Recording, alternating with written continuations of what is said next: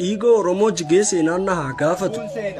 Yoo ani gabrummaattiin bilisummaadha jedhe, yoon dhiiga qeerroo jigeen harka dhiqachuu fedhe, yoon an Oromummaa koo faayidaa dhuunfaaf gane, yoon karaa qeerroon cufee diina seensisuuf bane, yoon saba addaan qoode amantiif lagaan jibbee, yoon gaddan saba kootti dhoksee gammadee sirbe, dhalootni duubaan dhufu haloonaan haa baafatu, dhiigni Oromoo jigee seenaan haa gaafatu.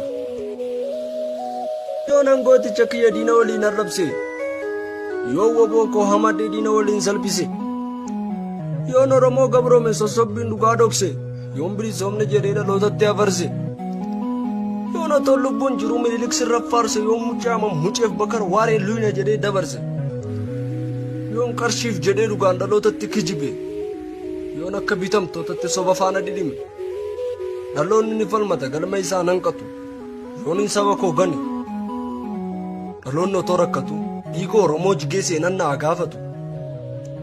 Arrallee osuma dhumuu gootichi koo ni falmata sagalee isaa ol qabee goota kaleen dhaadata.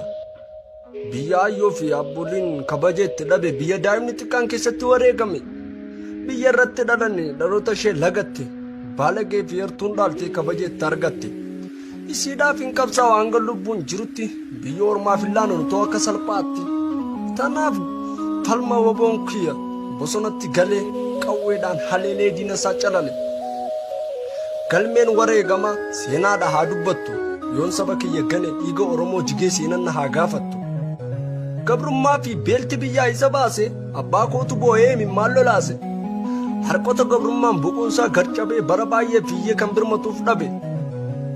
Roorroon rakkoo caale, dhumus wanti nyaannu hamileen nu cabus arras harkan laannu. Kaayyoon keenya jabaa akka hiddoodhaa, galmi keenya fagoon bilisummaa fida. Raadaatu kolma dhala, leencatu sabaaf tola, amboo garagal galaa lafa garagaggala, leenci gumaa baafatu wallagga keessaa lola. Inni adamsee qabu Gujii keessaa Maggala, Harargee Arsii Baalee gootaatu keessa gala. Walloo Raayyaa fi Shawaa qawwee fudhatee lola, Jimma Karrayyuuf Iluu goonni diina awwaala. Isiniif hin qabsaa'aa andiree maanaa baattu yoon hin cubbuu deeggare, yoon hin diinaaf harka dhayu dhiiga Oromoo jigee seenaan haa gaafattu.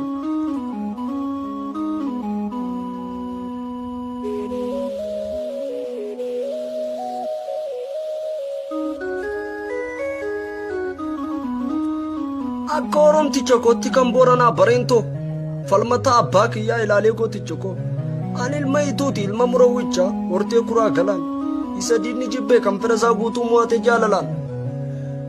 Ilmaan abbaa kiyyaa dhaqee afran qallo, ilma adeera keetii si dubbisa jaalo jedhi itti naaf miinaa dubbisi maalo. Hortee abaaboo kiyyaa humbannicha naaf waamaa isa gaafa lolaa hin qabne durgumaa. Xummuu gannaaf hime adeera koo abbaa Arsii, koottu na faana lolta waraani waraansise. Karrayyuu dhaqi dubbisi isa duulaaf akeeka, abbaan koo murawwichi waan jedhin isaaf beeka. Warra abaaboo kiyyaa yoon si ganinaan taatu, yoon inaan sitti dabe dhiiga Oromoo jigee seenaan haa gaafatu. Gamatti tarkaanfadhu ilmaan abaaboo kiyyaa ilmaan Bareentichaa Boorantichaa, gaafa na waraaran Sumaalee Affaariin inni naaf dhimma mee naaf dhufe sibicha. Wallagga Callabba Gooree naa dubbisi ilmaan Boorantichaa, ilmaan adeerran koo dhaamsatti naaf geessi. Goofaa fi siidaa mo'aaritti naaf gori lolarra kan jiru itti miitari, garrii daachee guraa hunda naaf dubbisa. Diinaan kokkee wal qabne maal jedhiin fallisaa, garirraaf Naayiroobii ilmaan Boorantichaa, falmaa godhaan jira maal naaf dhaamtan jecha. Kunoo akkanan jedha falmataa hora baay'inni Oromooti yaa Rabbii tasiin nu gee.